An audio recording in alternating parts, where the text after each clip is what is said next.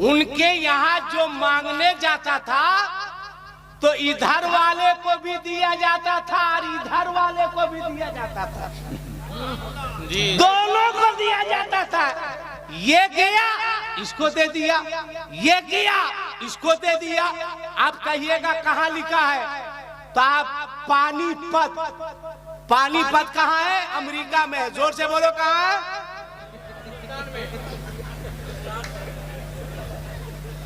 एकदम आप लोग जो मिस कॉल कर रहे हैं। पानीपत में एक बुजुर्ग का मजार है, बू अली शाह कलंदर। गौर से सुनो, बू अली शाह कलंदर। उनकी बारगाह में एक गोवालन आती थी दूध देने के लिए, दूध देती थी। बाबा खुश होते थे, पैसा देते थे। अगर 5 पैसे दूध की कीमत हुई तो 10 पैसा देते थे। वो जाके यादव जी को दे देती थी। एक दिन यादव जी ने कहा, दूध से की जो कीमत होती है उससे ज्यादा पैसा बाबा देते हैं। कहा बाबा मुझको मानते बहुत हैं। कहा मानते हैं? कहा मानते हैं? कहा कल जाना दूध देना तो बाबा से पैसा मत लेना। कहा क्या लेंगे? कहा शादी को कई साल हो चुके हैं, कोई माँ कह के पुकारने वाला नहीं है, कोई घर में चिराग जलाने वाला नहीं है। अगर बाबा तुमको मानते हैं तो बाबा से कहना, बाबा पैसा नहीं हमें औलाद चाहिए, बाबा हमारी गोद को भर दीजिए ना। उस गोवालन ने कहा ठीक है। दूसरे के दिन गई दूध देने के लिए, बू अली शाह कलंदर बैठे थे, दूध दी। बू अली शाह कलंदर ने पैसा दिया। कहा बाबा पैसा नहीं लेंगे। कहा क्या लीजिए, क्या लोगी? कहा दीजिएगा बाबा। कहा मांग के देखना। कहा दीजिएगा ना। कहा मांग के देख। कहा बाबा मैं आपके नबी का कलमा नहीं पढ़ती, ए बाबा मैं कुरान नहीं पढ़ती, मैं मजहबे इस्लाम में दाखिल नहीं हूँ, मैं मुसलमान नहीं हूँ, मुझको दीजिएगा ना। तब बू अली शाह कलंदर ने कहा था, याद रखना हम फकीरों के यहाँ दल नहीं देखा जाता है, मांगने वालों का दिल देखा जाता है। वाह वाह वाह। चढ़ाई करके तो दे, मांगने में क्या दिक्कत है? अपने ममता के आंचल को फैला देती है। हे बाबा दीजिएगा ना। बू अली शाह कलंदर ने कहा मांग। जारो कत्तार रोने लगी, आंख से आंसू बहने लगे। हे बाबा मैं आपके नबी का कलमा नहीं पढ़ती, मैं मुसलमान नहीं हूँ। बू अली शाह दीजिएगा ना। कहा मांगना। कहा लीजिए ना, इसी में दे दीजिए ना। कहा क्या चाहिए? कहा बाबा शादी को कई साल हो गए, कोई माँ कह के पुकारने वाला नहीं है, मेरी कोई औलाद नहीं है, इसमें औलाद दे दीजिए ना। बू अली शाह कलंदर ने मुस्कुराया। कहा जा जा पूरे पानीपत में ऐलान कर दे। जोर से बोलो, जोर से ऐलान कर दे। ये नहीं कहा कि उसी को कहना जो कलमा पढ़ती हो।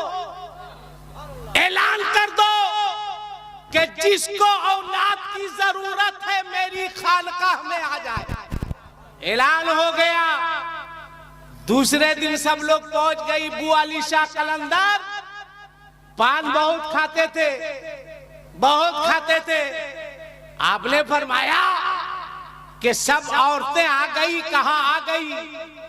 आपने पान की पिरकी, जिसको खखार बोलते हैं, निकाला और उस गोवालन को दिया।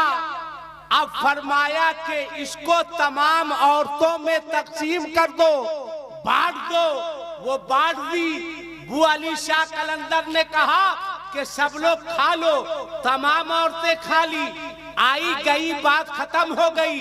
कुछ दिनों के बाद रब्बे कायनात ने फजल फरमाया, तमाम औरतें हमल से हो गई, तमाम औरतों के पेट में बच्चा पलने लगा।